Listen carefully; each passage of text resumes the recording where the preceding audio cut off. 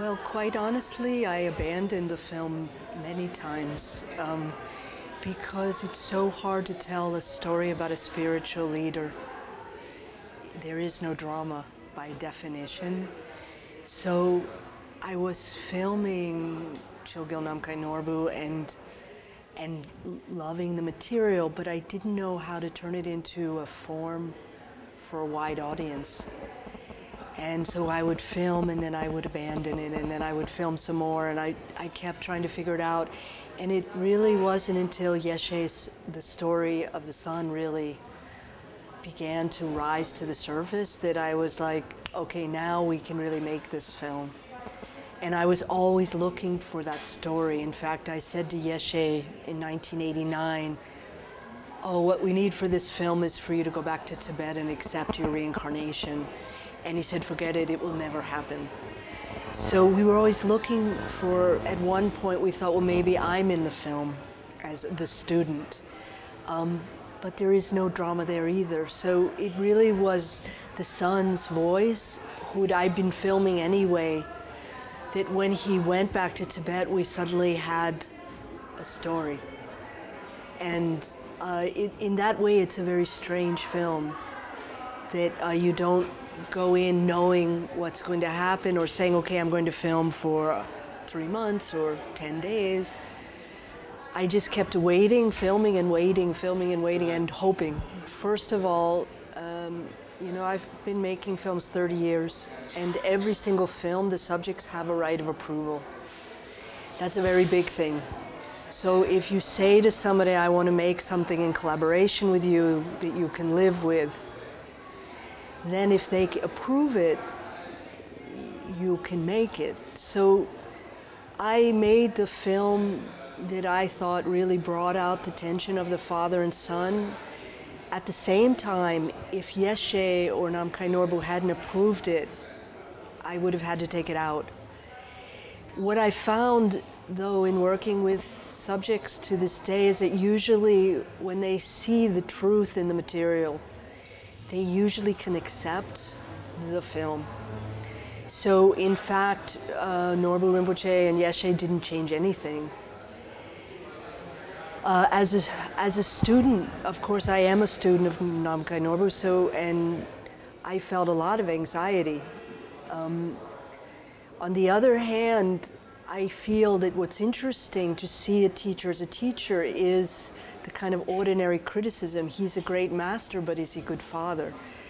So I was very interested about that dichotomy and the fact that, you know, human beings always want to elevate people to gods, but in fact, a good teacher is also a human being. So it is a very delicate path we're walking in the film. Sometimes I was quite nervous. Sometimes I was really excited. You know, and I still have anxiety, quite honestly, because some of his students may have a hard time seeing the intimate life of Chogyal Namkhai Norbu. That may be difficult. I see Namkhai Norbu as a human being and a teacher. So I knew him in a very privileged way. I was his secretary for a few years. So for me, it wasn't a contradiction that, you know, he's a person and a great teacher. That's the way I saw him. And I thought it's a beautiful way to see him, and I have this access. So it was always the idea, let me show the intimate life of a master and his son. I think if people could accept that great teachers are also human beings, we'd be better off.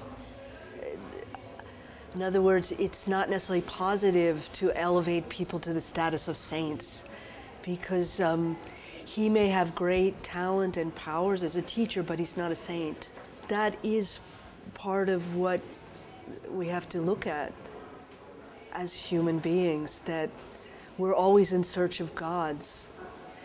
A person doesn't have to be a god to help us enormously in the human path. So I'm sounding very Buddhist, I'm sorry. But it was always my intent to show the inside life of a great master without saying that he isn't a great master. I think he is a great master, but he's a human being. I'm hoping that through Yeshe's story also they see the possibility of kind of opening the mind to other lives, to that maybe we're all reincarnations, that life isn't just what we see and feel now, that there are many dimensions. I hope that they will investigate the teachings.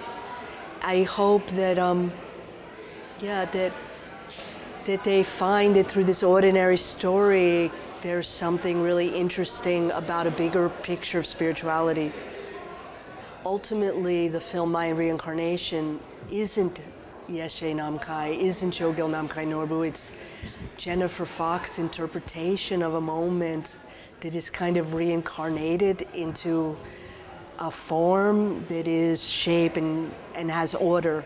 The reality of those two men is infinitely different and richer than anything I could possess, but this is my incarnation, so to speak. Yeah. Thank you very much. You're welcome.